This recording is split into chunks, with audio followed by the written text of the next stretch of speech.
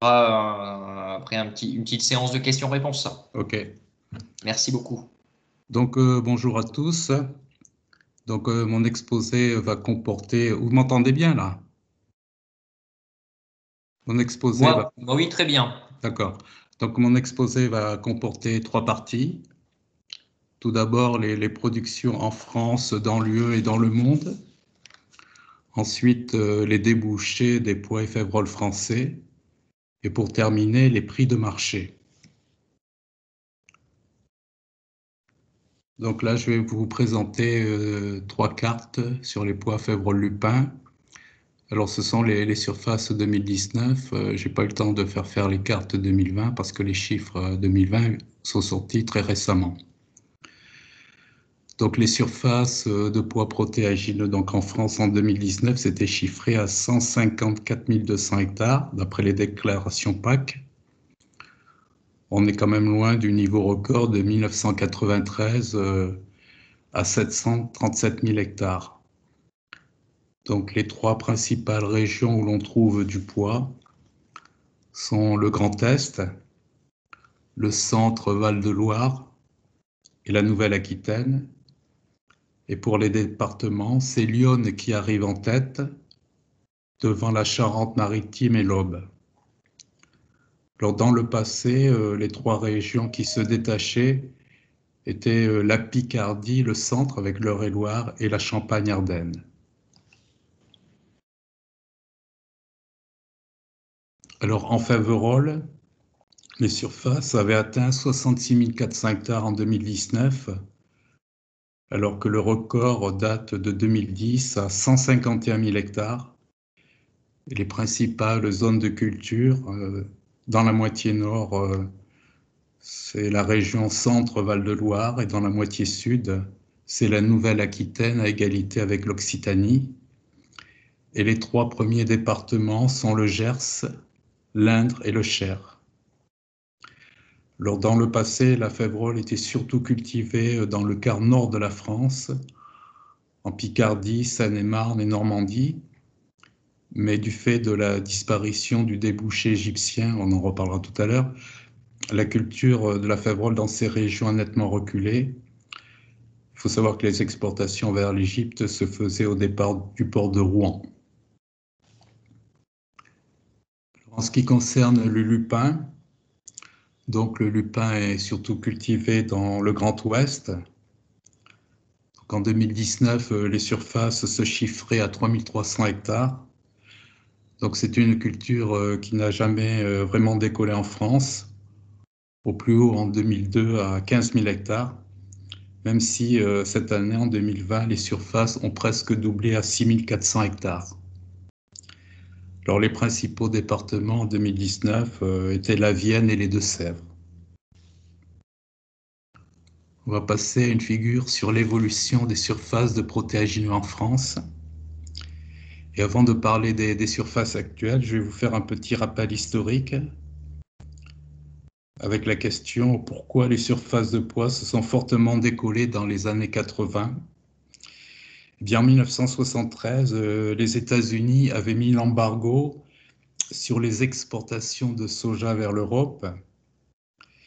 Et pour réduire la dépendance européenne au tourteau de soja importé, la CE, c'est-à-dire l'ancien nom de l'UE, donc avait mis en place à la fin des années 70 des mesures pour relancer la production de protéagineux avec d'une part un prix minimum garanti relativement élevé qui était versé aux producteurs de protéagineux et d'autre part une aide à l'utilisation qui était versée aux fabricants d'aliments et éleveurs qui utilisaient des protéagineux dans leurs aliments à la place du tourteau de soja importé. Et cette aide donc qui était versée aux fabricants et éleveurs, donc elle variait tous les 15 jours, elle était inversement proportionnelle au tourteau de soja, c'est-à-dire lorsque le prix du tourteau de soja baissait, eh bien l'aide à l'utilisation des protéagineux augmentait et inversement. Et donc tout ça s'est traduit par une explosion des surfaces de pois durant donc ces années 80. En fait, ensuite, bien, la première réforme de la PAC en 1993 a mis fin à ce système parce qu'il coûtait très cher et il a été remplacé par une simple aide à l'hectare.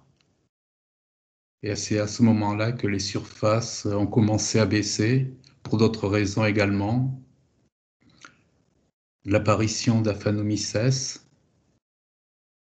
et puis depuis le début des années 2000, des rendements parfois décevants liés à des conditions climatiques pas toujours favorables. Alors, ce que l'on peut noter, c'est que on peut noter un pic des surfaces en 2010, et du moins une forte progression des surfaces en 2010, et qui s'explique par la mise en place entre 2010 et 2014 par le gouvernement français d'une aide spécifiquement une aide spécifique aux protéagineux qui était de 100 € par hectare en 2010. Et cette aide spécifiquement française s'ajoutait à l'aide européenne qui était à l'époque de 55 € par hectare. Mais bon, cette forte reprise des surfaces en 2010 a finalement été de courte durée. Alors en ce qui concerne les surfaces actuelles, donc après une forte baisse donc, des surfaces en 2018, moins 25%, les surfaces françaises de pois se sont redressées en 2019, puis elles ont fortement augmenté cette année, donc en 2020, et une hausse bien plus élevée que prévu, par exemple en pois.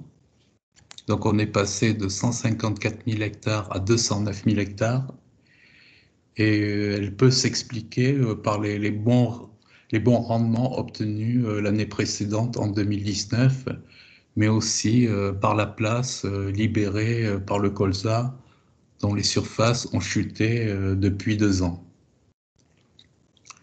Donc en Faverolles, les surfaces ont également progressé en 2020, plus 20% à 80 000 hectares.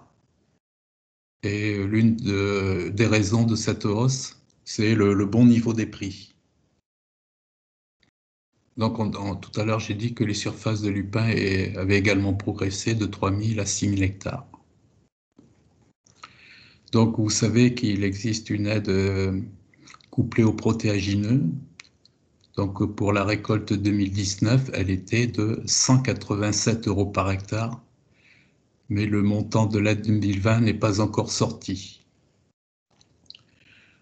Par ailleurs, donc il y a une CVO sur les protéagineux, cotisation volontaire rendue obligatoire, qui, pour les récoltes 2018 à 2020, est de 1,91 € par tonne, dont 1,61 à la charge du producteur et 0,30 à la charge du collecteur.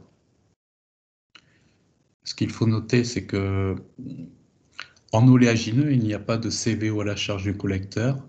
Et donc en protéagineux, depuis toujours, il est demandé aux OS de faire un effort pour financer donc, les actions de recherche, de développement, etc.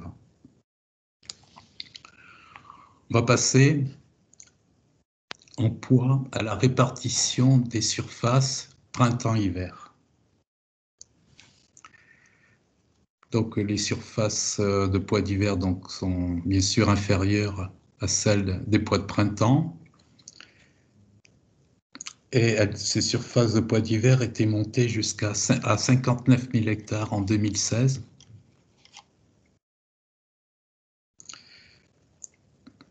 Pour ensuite donc se stabiliser les années suivantes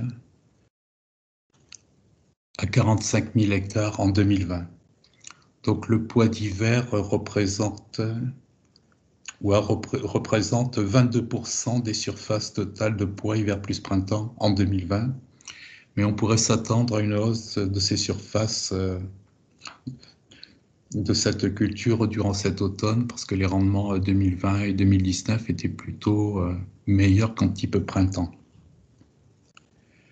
Donc la progression des surfaces de poids en 2020 est donc due à la forte hausse de celles de poids de printemps, donc, qui sont passées de 111 000 à 164 000. Donc là, c'est la répartition hiver-printemps en poids. Malheureusement, nous n'avons pas ce type d'informations concernant la févrole, car dans les déclarations PAC, il n'est pas demandé aux producteurs de préciser févrole d'hiver ou févrole de printemps. Néanmoins, nous estimons que les févroles d'hiver ont représenté de l'ordre de 40% des surfaces totales de févrole en 2018, contre par exemple 15% en 2014. Donc ce que l'on peut dire, c'est que la part des févroles d'hiver a augmenté ces dernières années en raison d'une nette baisse des févroles de printemps au nord de la Seine, alors que les surfaces de févroles d'hiver se sont maintenues ou ont même progressé. Quelques mots sur les surfaces de protéagineux en culture biologique. Donc, nous n'avons pas encore les chiffres de surface 2020, mais ce qu'on peut dire, c'est qu'en culture pure, c'est-à-dire hors mélange, c'est la févrole qui reste en tête, à 17 500 hectares en 2019, plus 11% par rapport à 2018. Donc la févrole bio représentait 26% des surfaces totales de févrole conventionnelle plus bio en 2019. Donc le bio représente une part importante des surfaces totales. Du côté du poids, eh bien le poids bio a dépassé les 10 000 hectares en 2019. On va passer ensuite au rendement. Alors là, c'est les rendements de poids de févrole en France, conventionnel plus bio. Donc l'année 2020 a été mauvaise en matière de rendement en raison d'un contexte climatique et sanitaire particulièrement défavorable. Le potentiel des cultures cette année a été pénalisé par des semis tardifs pour les pois et févroles d'hiver et de printemps, une implantation difficile de ces cultures. Il y a eu ensuite une longue période de sécheresse au printemps qui a freiné le développement des plantes, et il y a eu également une pression sans précédent des ravageurs cytones et pucerons sur pois. Et du fait de leur jeune stade à l'arrivée des pucerons, ce sont plutôt les cultures de printemps qui ont été les plus impactées. Et il y a eu également une forte pression virose, en particulier dans la moitié nord de la France. Ce qui fait que le rendement national en pois est descendu cette année à 27,4 quintaux hectares, selon la dernière estimation du SSP. Alors le SSP, c'est le service de la statistique et de la prospective du ministère de l'Agriculture. Il faut rappeler quand même qu'en 2019, le rendement national avait été satisfaisant, surtout en pois d'hiver, donc avec une moyenne nationale de 40,5 quintaux hectares. Alors concernant ces estimations, ces chiffres du SSP, et on a toujours considéré du côté de l'interprofession et du côté de l'Institut technique que ces rendements étaient plutôt sous-estimés par rapport à la réalité. Et ça depuis toujours, même du temps de l'UNIP, on avait des estimations avec Arvalis, des estimations de rendement en poids comme en févrole qui étaient toujours supérieures à celles du ministère de l'Agriculture. Mais bon, on prend ces chiffres-là puisque ce sont des moyennes qui existent et nous, on n'a pas d'autres chiffres pour le moment à présenter officiellement. Donc, et en févrole, alors le rendement national a chuté à 20,7 quintaux hectares. Donc c'est le plus bas niveau historique. Donc des moyennes qui sont plutôt faibles ces dernières années, mais il ne faut pas oublier donc que la part des févroles en culture bio est importante et que cela pèse sur la moyenne, tout comme la diminution de la part des févroles de printemps, qui sont généralement plus performantes que la févrole d'hiver. Et il faut se rappeler aussi que la févrole de printemps, ces 2 dernières années, a été affectée par des épisodes de canicule. Ce qui fait que la production de protéagineux, donc cette année, bon, elle est en poids estimé à 570 000 tonnes. Donc malgré une forte hausse des surfaces, donc elle est en recul par rapport à celle de 2019 qui était de 625 000 tonnes. Et en février, la production est passée depuis 3 ans sous la barre des 200 000 tonnes à 165 000 tonnes cette année.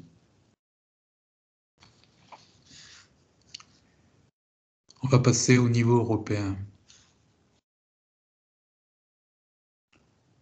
Donc les 3 figures là qui vont suivre concernant les surfaces UE sont différentes en fait de celles dans le diaporama que vous avez reçu, car je les ai remises à jour en rajoutant les surfaces 2020. Alors pour 2020, je n'ai pas inclus les surfaces du Royaume-Uni du fait de la sortie de ce pays de l'UE. Donc comme en France, le pois est des 3 protéagineux le plus cultivé dans l'UE. Alors depuis 3 ans, les surfaces de pois dans l'UE se sont stabilisées à un niveau donc légèrement supérieur à 800 000 hectares. 823 000 hectares donc cette année, hors Royaume-Uni, qui représentait 52 000 hectares. Alors auparavant, les surfaces avaient fortement augmenté entre 2014 et 2017, surtout dans les ex-pays de l'Est, comme la Lituanie et la Roumanie.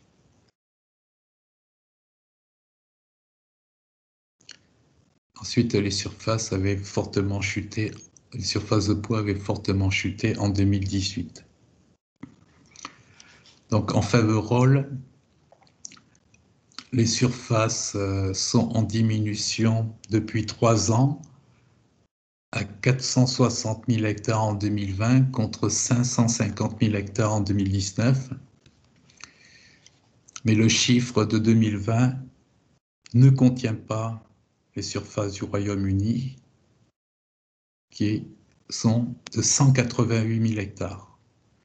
Donc si ce pays était resté dans l'UE, les surfaces 2020 se chiffreraient donc à 648 000 hectares, donc en hausse par rapport à 2019.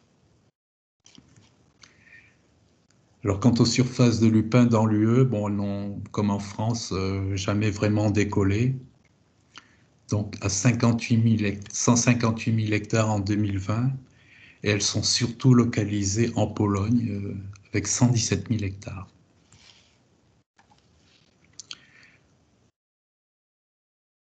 Alors, on va passer aux principaux pays producteurs de pois dans l'UE. Donc la France reste le premier pays producteur de pois de l'UE, se détachant nettement cette année. Avec 209 000 hectares, la France représente 25% des surfaces totales de l'UE en 2020. Et donc elle devance l'Espagne, la Roumanie, l'Allemagne et la Lituanie. Alors un mot sur la Lituanie. Bon, la Lituanie, les surfaces avaient fortement progressé de 2013 à 2017 en passant de 24 000 à 154 000 hectares pour ensuite chuter à 64 000 hectares en 2020. La production lituanienne est destinée à l'export et avec la fermeture du marché indien, on en reparlera tout à l'heure, le pois est devenu moins intéressant pour les producteurs. faut savoir que la Lituanie avait exporté 240 000 tonnes de pois vers l'Inde en 2016-2017.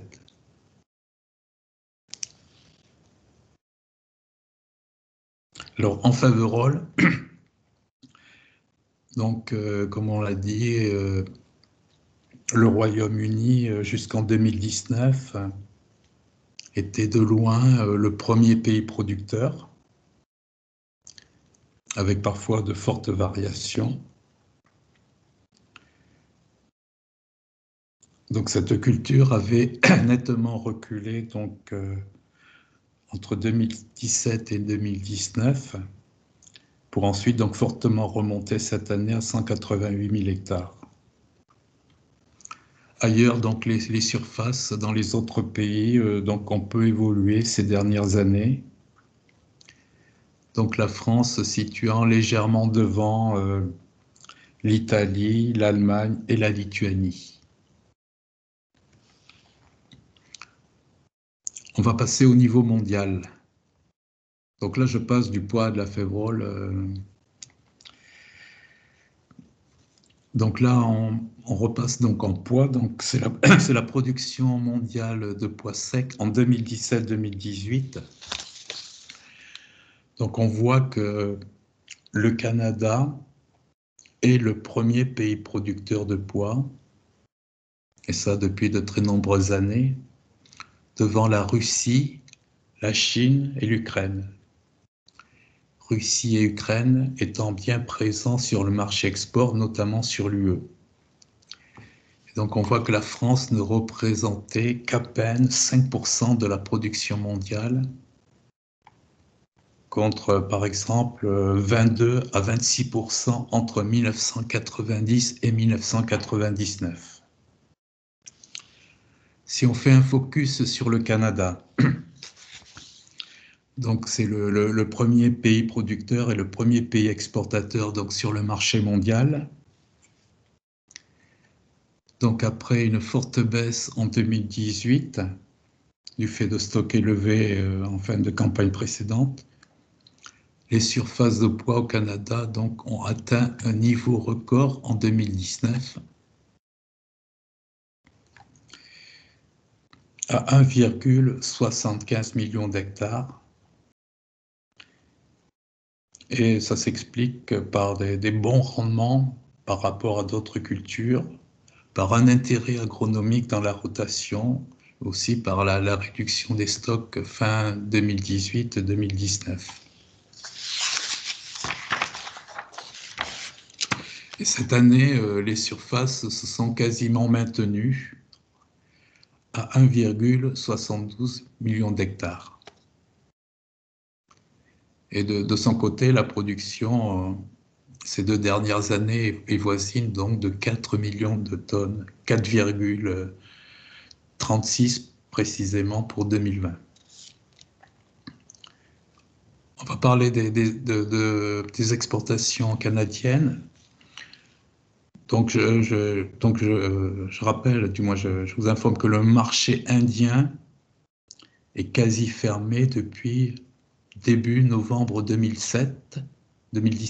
Pourquoi? Parce que le gouvernement indien a mis en place une taxe de 50% sur les pois jaunes et les pois verts importés de toute origine. Mais malgré ce débouché indien quasi fermé, les exportations canadiennes de pois, toutes destinations confondues, n'ont pas diminué. Elles se sont chiffrées à 3,79 millions de tonnes en 2019-2020. Et ceci grâce à une forte progression des exportations vers la Chine. Donc 2,36 millions de tonnes en 2019-2020, alors qu'elle n'atteignait que 770 000 tonnes en 2015-2016. Donc ce que l'on peut dire, c'est que la destination Chine plus Bangladesh, là, sur la campagne précédente, ont en grande partie remplacé l'Inde. Je rappelle que les exportations canadiennes varier entre 1 et 2 millions de tonnes par campagne.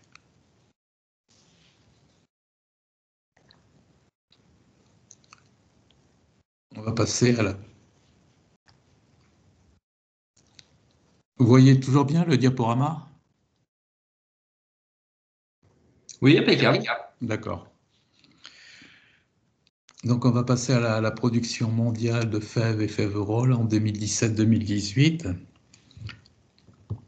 Alors, il est impossible de chiffrer uniquement la production mondiale de féveroles. Pourquoi? Parce qu'il est difficile de séparer fèves et féveroles, car notre principale source de données, c'est la FAO, et elle ne fait pas la distinction. Alors, on utilise les chiffres FAO pour les pays autres que l'Australie et l'UE. Je rappelle que, pour simplifier, la féverolle est une petite fève. Donc, au niveau mondial, donc la Chine est le premier pays producteur, mais elle n'exporte pas ses graines. Et les principaux pays exportateurs sur le marché mondial sont le Royaume-Uni, l'Australie et plus récemment les pays baltes. Ces derniers ayant plus ou moins remplacé la France. Donc au niveau mondial, donc, vous avez Chine devant Éthiopie, devant Royaume-Uni. Du moins.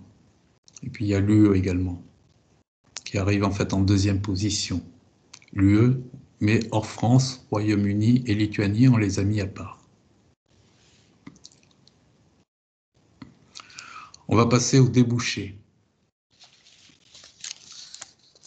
Alors, principaux débouchés des pois et féveroles français. Alors, en pois, je rappelle que plus de 90% de la production française de pois est constituée de grains de couleur jaune. Et donc, vous avez deux types de pois jaunes. Les pois jaunes destinés à l'alimentation animale, qui sur le marché sont appelés pois tout court ou pois standard, voire pois fourragés. Et donc ces pois jaunes sont destinés au marché intérieur et à l'export surtout intra-UE, Belgique, Pays-Bas, mais également vers les pays tiers, Norvège, Suisse. Et vous avez donc le pois jaune qualité alimentation humaine qui est appelé sur le marché pois jaune. Donc, dans les revues agricoles, donc, vous aurez à la fois pois jaune, les cotations pois jaune et les cotations pois. Donc, ce pois jaune qualité alimentation humaine est destiné au marché intérieur et à l'export vers la Belgique pour la fabrication d'ingrédients alimentaires et non alimentaires. Et il est également destiné à l'exportation pays tiers, essentiellement pour la consommation humaine, c'était le cas de l'Inde et aujourd'hui, du moins plus récemment, pour la Chine. Alors je rappelle qu'en Inde, le pois jaune était destiné à être utilisé surtout sous forme de farine et il remplaçait en partie le pois chiche.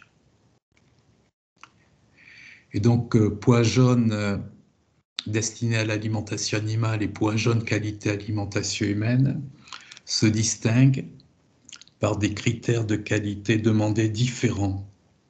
Bien sûr, le pois jaune alimentation humaine étant de qualité supérieure, surtout d'ordre visuel, au pois jaune alimentation animale. Et donc, vous avez le pois vert qui est destiné soit à la casserie, donc les pois cassés, les soupes de pois cassés, et puis pour les petits pois verts, eh bien, le débouché est l'oisellerie. Alors, concernant la féverolle, vous avez également deux types de grains. La féverolle destinée à l'alimentation animale, qui sur le marché est appelée féverolle tout court ou féverolle fourragère. Elle est destinée à l'export intra-UE et surtout vers la Norvège, c'est-à-dire sous forme décortiquée pour l'alimentation de saumon. On en reparlera tout à l'heure. et elle est également destinée au marché intérieur. Et la Fèverole qualité alimentation humaine,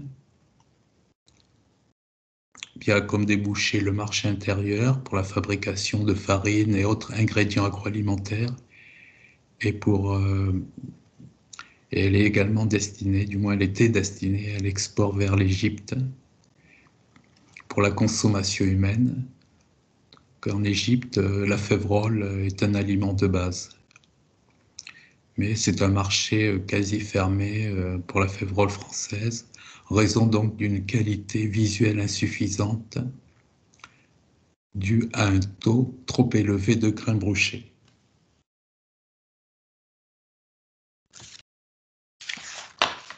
Alors, je vais dire quelques mots sur les principaux critères de qualité pour la commercialisation des pois et févroles français. Donc, en pois et févroles destinés à l'alimentation animale, c'est-à-dire la première colonne, on fait référence à l'addendum numéro 7. Alors, qu'est-ce qu'un addendum? Alors, chaque contrat, il existe des contrats type appelés contrats éco-grains. Donc, chaque contrat est accompagné d'un document qu'on appelle addendum technique qui fixe les normes de qualité et les seuils, les max, à partir desquels une marchandise peut être refusée. Donc ce document contient les méthodes d'analyse pour chaque critère, la liste des laboratoires agréés, etc. Il existe différents addendas selon les graines, les céréales, les oléagineux. En pois et en févrole, il y en a deux. L'addendum numéro 7 pour la vente de protéagineux destinés à l'alimentation animale et le numéro 7 bis pour la vente de protéagineux destinés à l'alimentation humaine. Alors, pour les débouchés, comme l'Inde et donc autres pays tiers comme la Chine, ou pour la fabrication d'ingrédients alimentaires et non alimentaires, ou pour l'Égypte en Fèverole, eh bien pour ces différents débouchés, les acheteurs ont des exigences particulières pour certains critères, des exigences encore plus grandes que celles figurant dans l'addendum 7 bis, et donc qui doivent être indiquées dans le contrat ou dans le cahier des charges. Par exemple, en Fèverole, pour l'Égypte, donc il était demandé un max de 3 ou 5% pour les grains brochés. Il était demandé aussi des graines plutôt claires, de couleur uniforme, de taille uniforme également. En pois jaune ingrédients, il est demandé par exemple un max de 0,1% de graines contenant du gluten. Donc des critères, des exigences particulières au niveau de certains critères, et pour les autres critères, on se rapporte à l'addendum 7 bis. Jean-Paul, oui. Une grosse dizaine de minutes, il vous reste. Ah bon? Il est déjà 13h38. Oui. Je vais essayer d'accélérer. Je vais passer donc au débouché. Donc les débouchés du pois en France. Donc là, vous avez différentes couleurs correspondant aux différents débouchés. Donc depuis la campagne 2018-2019, donc un important débouché a disparu pour le pois français. Donc c'est le marché indien qui représentait 100 à 200 000 tonnes sur ces campagnes 2015, 2016 et 2017. Et donc, en conséquence, le marché s'est retranché sur les débouchés de proximité, c'est-à-dire l'alimentation humaine et les ingrédients, ainsi que l'alimentation animale. Donc, les exports intra-UE en vert foncé donc, ont nettement progressé, tout comme la consommation intérieure en alimentation animale, industrielle et à la ferme. Donc, au niveau du poste alimentation animale, j'indique que c'est principalement l'autoconsommation. Mais par exemple, en 2018-2019, sur les 243 000 tonnes consommées en alimentation animale, eh bien, pour France Agrimaire, les volumes de poids utilisés par les fabricants se chiffraient à 130 000 tonnes. Pour le débouché alimentation humaine ingrédients, c'est-à-dire pois vert de casserie et surtout pois jaune pour la fabrication d'ingrédients, eh bien ce débouché est estimé à 140 000 tonnes. On va faire un petit focus sur les exportations françaises de pois. Donc, ce que l'on remarque au vu de ces chiffres, c'est que les exportations françaises ont surtout augmenté à destination de la Belgique, en dépassant nettement les 100 000 tonnes sur les 3 dernières campagnes. Donc c'est pour l'alimentation animale, mais c'est surtout pour la fabrication d'ingrédients alimentaires et non alimentaires, c'est-à-dire c'est pour l'industriel Cosucra. Alors qu'en France, l'industriel qui fabrique ce type d'ingrédients s'appelle Roquette. Donc on a parlé tout à l'heure des exportations françaises vers l'Inde, donc qui ont complètement chuté.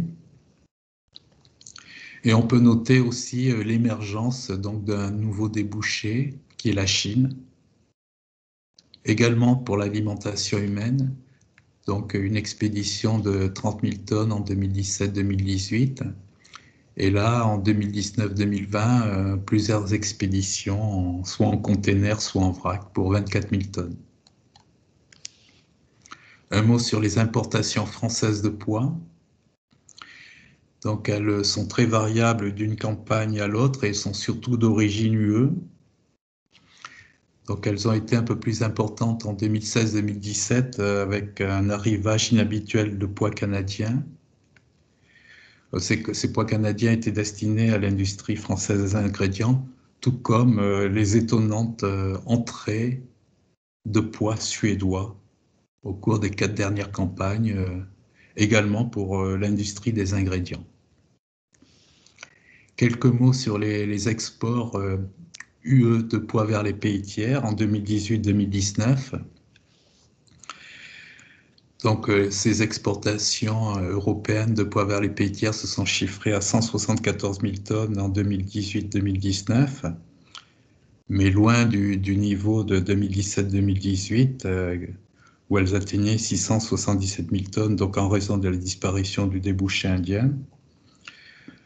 Donc, aujourd'hui, donc la principale destination pays tiers est la Norvège. Donc c'est un marché où la France, contrairement au Févrole, donc en pois, elle a du mal à se placer du fait de la concurrence des pois baltes, mais aussi des pois russes.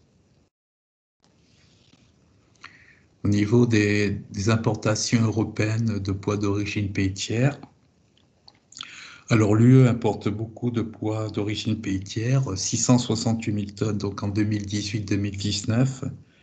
Mais en fait, c'est surtout l'Espagne et l'Italie qui achètent des pois russes et ukrainiens. Par contre, peu de pois canadiens entrent dans l'UE. On va passer au débouché de la Févrole en France. Donc, le débouché donc, égyptien donc, pour la consommation humaine donc s'est éteint là, pour la Févrole française, avec seulement 1400 tonnes en 2019-2020, alors que le tonnage record a été de 245 000 tonnes en 2010-2011.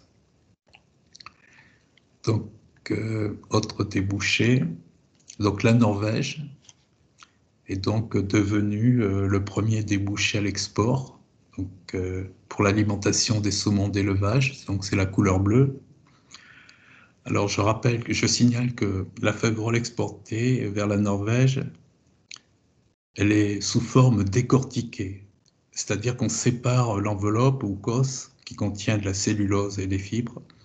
Donc, ce qui permet de réduire les facteurs antinutritionnels et ça permet aussi d'améliorer la digestibilité de la graine et d'optimiser la teneur en protéines. Donc, garantie sans OGM, donc elle constitue une bonne alternative au soja. Autre débouché, l'Explore UE en vert foncé, elle varie entre 10 et 30 000 tonnes sur les dernières campagnes. Ensuite, vous avez la consommation intérieure en alimentation animale, industrielle et à la ferme, donc en vert clair. Donc, elle se fait surtout à la ferme, à l'utilisation par les fabricants d'aliments, c'était chiffré à seulement 22 000 tonnes en 2019-2020 sur les 144 000 tonnes, donc un chiffre... du moins, c'est un chiffre France-Agrimaire. Et ensuite, pour le débouché alimentation humaine, donc en orange, c'est-à-dire farine de fèvre, et autres ingrédients alimentaires. Alors là, c'est chez l'industriel qui s'appelle Sotexpro. Eh bien, les quantités ne dépassent pas 10 000 tonnes. On va faire un petit focus sur les exportations françaises de Févrole. Donc, elles ont porté sur 44 000 tonnes en 2019-2020. Donc, elles n'ont pas cessé de reculer donc depuis 2010-2011. Donc, on voit que la principale destination est la Norvège. Donc, on voit que les exportations vers l'Égypte ont chuté assez régulièrement. Quelques mots également sur les importations françaises de Faverolles. Alors, elles sont historiquement d'un modeste niveau, mais ont été un peu plus soutenues sur les 3 dernières campagnes. 21 à 30 000 tonnes, 25 à 31 000 tonnes. C'est surtout lié à un manque d'offres sur le marché français. Et ces importations sont quasi exclusivement d'origine UE et principalement en provenance du Royaume-Uni. On va passer au niveau UE, donc les exportations UE de Faverolles vers les pays tiers en 2018-2019.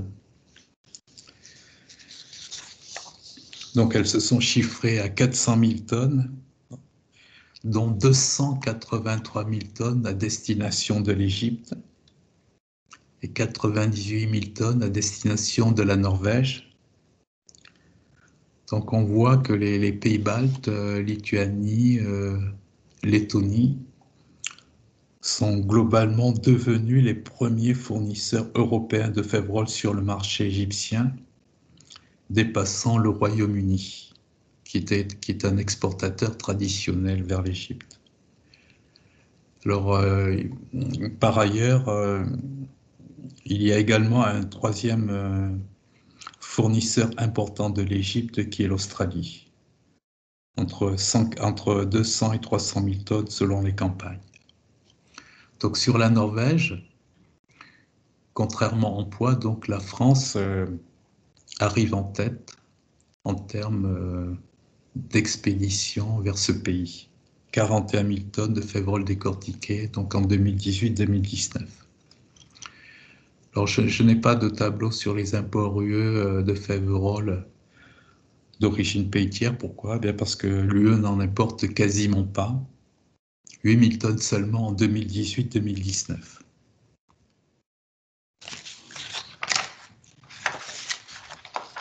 On va terminer donc par les prix de marché des pois et Faverolles français.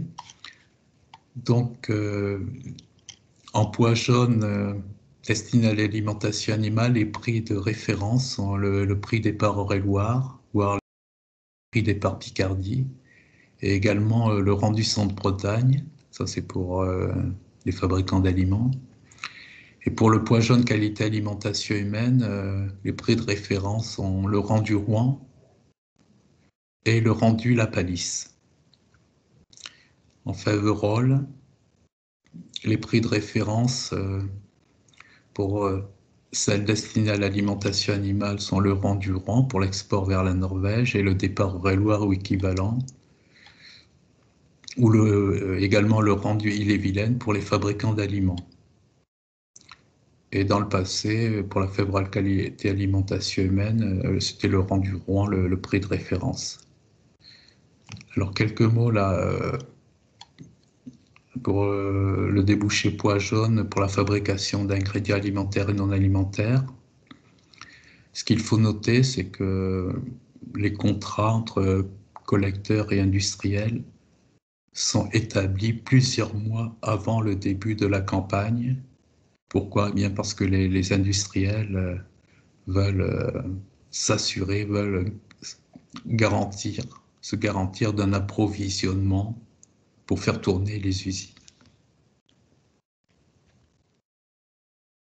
Donc, on va passer donc au prix du pois rendu Centre-Bretagne. Donc, c'est les prix pour les fabricants d'aliments. Donc, du fait de sa composition nutritionnelle à la fois riche en protéines et en énergie, le prix du pois est intermédiaire entre celui du blé fourragé et celui du tourteau de soja. Et le prix du pois standard dépend principalement du niveau de l'offre et de la demande en pois, mais aussi des prix donc, du blé fourragé et du tourteau de soja. Et l'intérêt éventuel des fabricants d'aliments pour le pois se détermine souvent en fonction de l'écart de prix entre pois et blé fourragé. Par exemple, en 2018-2019, cet écart avait été d'un niveau relativement faible, plus 28 € par tonne. Pourquoi? Parce que en fait, c'était le prix du blé fourragé qui était très élevé. C'était une campagne atypique parce qu'il y avait moins de disponibilité en blé fourragé et un prix du maïs inférieur à celui du blé fourragé. Donc, ça a eu pour conséquence cet écart relativement faible d'un regain de la consommation intérieure de pois par les fabricants d'aliments. Et sur la campagne actuelle, on peut noter, donc 2020-2021, on peut noter donc une nette orientation haussière des prix, surtout depuis la mi-octobre 2020. En effet, donc, il y a eu la flambée des prix du tourteau et la fermeté des cours du blé ont entraîné un net regain de la demande en pois chez les fabricants d'aliments, tant sur le marché intérieur comme à l'export intra-UE, donc ce qui se traduit par une forte hausse des prix du pois. Donc ça, c'était pour les fabricants sur le marché intérieur et à l'export. Donc, comme on l'a vu, on a vu qu'il existait deux types de pois. Et bien sur le marché Rouen, donc vous avez également deux types de cotations. Les cotations pois jaunes, donc pour l'export vers les pays tiers en orange, et les cotations en vert là pour le pois standard. Donc ces dernières années, du moins ces dernières campagnes, ce sont des marchés pas très actifs. Pourquoi? Parce qu'il y a peu d'acheteurs. En pois, il ne reste plus qu'un seul gros exportateur, alors qu'il y a 2-3 ans, il y en avait 3. Donc il y a peu d'acheteurs qui se positionnent sur ce marché. Et de plus, l'écart de prix entre pois jaunes et pois standards n'est pas suffisamment important pour inciter les vendeurs à offrir du pois jaune plutôt que du pois standard. Donc depuis 3 semaines, comme on l'a vu tout à l'heure en prix rendu Centre-Bretagne, donc les prix ont fortement augmenté parce que l'exportateur français souhaite prendre des positions et face à une offre pas très abondante, les prix se sont envolés. Donc actuellement, on est plutôt aux alentours de 260 € par tonne en pois jaune, rendu Rouen, contre 252 en pois standard, donc un écart de plus 8, ce qui n'est pas beaucoup, en raison du fait que le pois jaune exige une qualité bien supérieure à celle du pois standard.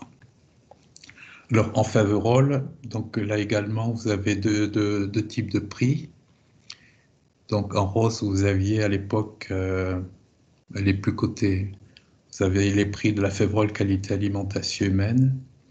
Donc, un débouché donc, qui avait atteint des niveaux très très élevés, jusqu'à supérieurs parfois à 400 € par tonne.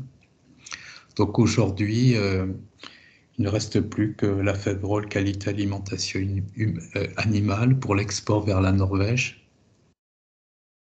et qui offre des prix quand même relativement élevés et nettement supérieurs à ceux du poids standard.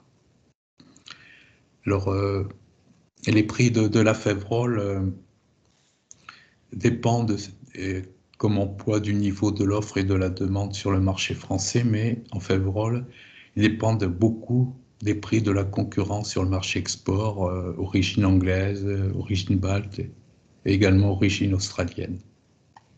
Jean-Paul, Oui, il est 2h moins 5. Si on veut voilà. garder un petit peu de temps pour les questions, il faudrait... Voilà, j'ai terminé. Ah, Là, parfait. je termine sur les publications. Donc, si vous êtes intéressé, donc, on a différentes publications, et notamment l'Observatoire des prix des oléopros, qui indique, qui est publié en début de chaque mois, et qui indique les prix des Faverolles du mois précédent, des prix hebdomadaires, des prix qui sont obtenus directement auprès des courtiers et exportateurs, et non pas des prix relevés dans la presse. Voilà.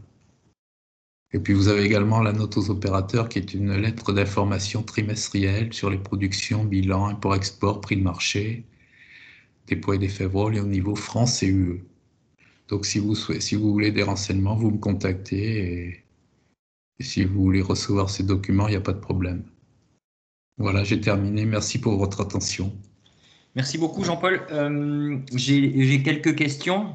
Ouais. Je pense que les deux premières qui ont été posées, vous y avez répondu, hein, parce que la personne demandait les chiffres pour 2020, et donc ils ont été présentés non pas sur la carte, mais sur les graphiques, me semble-t-il. Oui, si cette personne veut plus de détails, par exemple pour les surfaces, au niveau régional ou au niveau départemental, elle peut m'envoyer un mail, hein, parce que nous, j'ai les chiffres PAC, hein, par région ou par département. Ok. Et il y avait une deuxième question, et je pense qu'il a également été traité, c'était par rapport au Faverolles, pour l'estimation des surfaces d'hiver et de printemps. Donc, c'est une estimation terre Univia, hein. Donc, dans certaines régions, ils font plus de Faverolles d'hiver.